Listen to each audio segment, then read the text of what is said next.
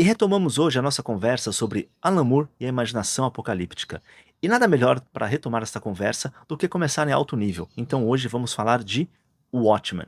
O Watchmen foi arquitetado pelo Alan Moore em parceria com o desenhista Dave Gibbons e com o colorista John Higgins, o mesmo de Batman Piada Mortal, e desde a sua publicação, lá nos idos dos anos 80, é talvez o quadrinho mais discutido, analisado, comentado, criticado da história da nona arte. Pois é, pessoal, e eu quero aqui trazer para vocês a minha contribuição para esta conversa. Vou colocar aqui a minha pequena peça neste grande quebra-cabeça de crítica que existe em relação ao Watchmen. E eu confesso a vocês que quando eu comecei a pensar no roteiro para este programa, eu fiquei um tanto quanto ressabiado. Afinal, o que eu poderia falar sobre o Watchmen que já não foi dito? Qual contribuição crítica eu podia fazer a esse quadrinho que já não tenha sido feita? Bom, eu terminei chegando aqui a 4 tópicos e eu espero que nesta conversa com vocês nós possamos não só elaborar esses tópicos, mas de repente trazer outras visões sobre o Watchmen. Então, sem mais delongas, vamos aqui dizer quais são esses tópicos e como eu quero tratar sobre eles. O primeiro deles é que o Watchmen se encaixa justamente naquela obsessão do Alan Moore sobre a desconstrução das fantasias de poder dos super-heróis. O segundo tópico é como o Watchmen é uma espécie de gibi total. Assim como existem os romances totais ou os romances enciclopédicos, o Watchmen também tem essa pretensão enciclopédica. O terceiro ponto, o terceiro tópico, é que o Watchmen é uma história sobre a hubris humana, né? Isso acho que é muito evidente, mas vamos falar sobre isso. E por fim, o Watchmen, no final das contas, né, e para mim, na sua essência, o Watchmen é um gibi sobre gibis. É um quadrinho que fala sobre quadrinhos. Pois é. Então, são esses aqui os tópicos que eu quero conversar com vocês. E vamos lá, sem mais delongas, né? Bom, já discutido aqui, já conversei, já falamos sobre isso. O Alan Moore tem uma obsessão, e é uma das obsessões do Alan Moore ao longo de toda a sua carreira foi essa ideia de desconstruir esse mito fascista dessas fantasias de poder que o imaginário dos super-heróis, né, contaminou aí a todos nós. Essa é uma visão que o Alan Moore tem da mitologia, né, das histórias em quadrinhos, super-heróis, tudo que elas alimentam essas fantasias. A gente já conversou um pouco mais sobre isso em Miracle Man, mas acho que o Watchman foi pensado inicialmente muito como esta desconstrução. Seria tipo o máximo da desconstrução estaria aqui em Watchman. E tanto que o Alan Moore, inicialmente, ele havia pensado em usar até personagens de quadrinhos já existentes, de uma editora chamada Charleston Comics, que era já assim da DC Comics. A DC já tinha comprado os direitos desses personagens, personagens como o Pacificador, o Besouro Azul, e a ideia inicial do Alan Moore era usar esses personagens para contar essa história. Só que aí a DC tinha outros planos para esses heróis e falou para Alan Moore: Moore, é, pensa em outros personagens, pensa em outro universo. Foi um conselho até do Dick Giordano para ele. E o Moore pensou bem e acho que e ele arrumou realmente essa solução. Ele criou um novo universo, que é o universo de Watchmen, numa realidade em que os super-heróis, eles têm muito, não tem nada de super e muito pouco de heróis. Eles são, na verdade, pessoas comuns que se fantasiam para combater o crime, e o único personagem realmente que tem algo de super é o Doutor Manhattan. Bom, essa daí é mais ou menos a premissa de Watchmen, né? E neste universo, neste mundo em que as pessoas não têm superpoderes, você só tem um personagem que realmente tem superpoder, que é uma espécie de super-homem deste universo, mas todos os outros personagens, eles são pessoas comuns com alguns distúrbios psicológicos, e é por isso que elas terminam saindo para enfrentar o crime. Watchmen se passa ao longo de algumas décadas, né? Começando na década de 40 e terminando ali na década de 80. Então ele pega justamente o período de ascensão das histórias em quadrinhos nos Estados Unidos. Tem essa reflexão já inicial de Watchmen, que ele, como eu falei, né, o Moore ele vai desconstruir essas fantasias e para isso ele vai terminar usando justamente a cronologia mais ou menos do mundo, do nosso mundo, da evolução das histórias em quadrinhos. Então, quando você olha para a cronologia de Watchmen, que aliás é muito bem arquitetada, vou chegar a isso aí mais para frente, como ela é muito bem arquitetada, você percebe que o Moore, num primeiro olhar, você pode olhar e falar, pô, ele está começando justamente na ascensão dos super-heróis ali na década de 40 até essa desconstrução, até os anos 80. Então são 40 anos de histórias que estão contidas em Watchmen e de histórias em quadrinhos. A gente vai chegar lá, confiem. E neste universo criado pelo Alan Moore, da mesma forma que nós não temos super-heróis de verdade, nós também não temos super-vilões. O Comediante, o Rorschach, o Coruja, eles enfrentam, na verdade, uns pé-rapados, né? Uns vilões meio pé-rapados. E, na verdade, o grande vilão, a grande ameaça que paira em Watchmen é a ameaça de uma guerra nuclear entre as nações, entre os Estados Unidos e a União Soviética.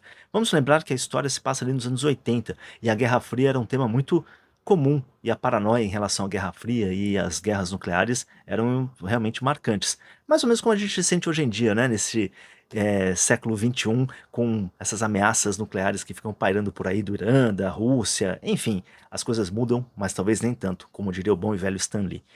Pois bem, então neste universo, realmente a grande ameaça é essa ameaça de uma guerra nuclear capaz de extinguir a humanidade. Existem também ameaças políticas, ameaças sociais, e muitas vezes esses heróis eles são usados pelo governo norte-americano para agirem de acordo com os interesses dos Estados Unidos, seja para controlar e para dominar uma nação como o Vietnã, que aí você tem a Guerra do Vietnã, e a Guerra do Vietnã é, assim, ela não dura quase nada justamente pela presença do comediante, mas principalmente do Dr. Manhattan, e mesmo também quando começam a haver conflitos internos nos Estados Unidos, esses super-heróis também são usados pelo governo para conter as revoltas dentro dos Estados Unidos. Então você vê que assim, na verdade o Moore traz um traço muito interessante de que esses personagens, eles enfrentam o crime, mas na verdade isso não tem a menor importância. O que o Moore mostra é que os grandes vilões presentes ali, que manipulam os heróis mesmos, são os governos, né? Principalmente o governo norte-americano. Outro ponto interessante, como eu falei, é que a grande ameaça que paira é essa ameaça de guerra nuclear entre duas nações, entre os Estados Unidos e a União Soviética. Inclusive, o Dr. Manhattan, e isso é importante vocês prestarem atenção, o Dr. Manhattan, apesar dele ser este personagem, né, este super-homem, né, este ser que transcende a nossa compreensão, em muitos momentos ele é usado como uma ferramenta pelo governo dos Estados Unidos. E o Alan Moore vai desenvolvendo a narrativa de Watchmen usando muitas das convenções das histórias de quadrinhos de super-heróis. Então você tem um crime que é cometido logo no começo da história, você tem esta grande paranoia sobre quem está eliminando os super-heróis, que é como começa a história mesmo, quem que é o super-vilão que está fazendo isso, e aí os heróis começam a tentar investigar e descobrir quem que é, entrando aí em caminhos e descaminhos dessa história. Obviamente, você em determinado momento fica realmente cada vez mais preso em tentar descobrir qual que é, afinal de contas, o grande plano mestre que está marcante nessa história. Porque todos os personagens envolvidos começam a entrar numa visão de mundo quase paranoica. E você começa a perceber que todas as referências que o Moore vai colocando na história, visuais, comentários de músicas, comentários dos próprios personagens, os diários que ele vai escrevendo, vão construindo uma realidade de paranoia absoluta. Isso daí é muito fascinante e nos leva diretamente a pensar também, novamente aqui, no arco-íris da gravidade. Então todos esses elementos culturais, políticos, sociais que o Moore coloca na história alimentam esta paranoia, que está muito marcada, obviamente, no personagem do Rorschach, mas os outros personagens também começam a entrar neste universo. Só que o problema é que a paranoia, ela termina criando uma realidade que faz com que esses personagens, que esses heróis, se distanciem cada vez mais da verdade do que está realmente acontecendo. Inclusive o próprio Dr. Manhattan, que é este o personagem, o único personagem da história que tem superpoderes, que é realmente um super-herói, né, no sentido de ser sobre-humano, ele também é engabelado nesta paranoia, nessa arquitetura de paranoia que vai sendo construída. E em determinado momento, ele se torna uma ferramenta do tal vilão da história.